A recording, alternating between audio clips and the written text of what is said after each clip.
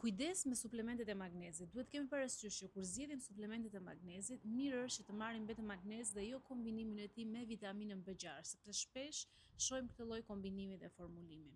Thuhet në përgjithësi që vitamina B6 ndihmon magnezin që të futet më lehtë në qeliza, por nuk është kusht dhe nuk është e provuar madje që magnezi të merret me vitaminën B6. Problemi kryesor është sepse në shumicën e këtyre suplementeve doza e vitaminës B6 jepet goxha e lartë.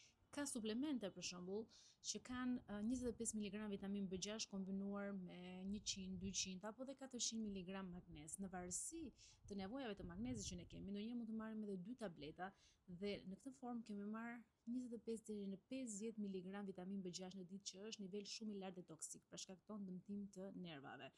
Prandaj gjithmonë më shumë ka ndryshime për sa i përket tolerancës dhe nivelit pra që tolerohet të vitaminës B6. Dhe më së fundmi, Autoriteti Evropian i Sigurisë Ushqimore nuk rekomandon më shumë se 12 mg vitamin B6 kombinuar nga ushqimi dhe nga dieta.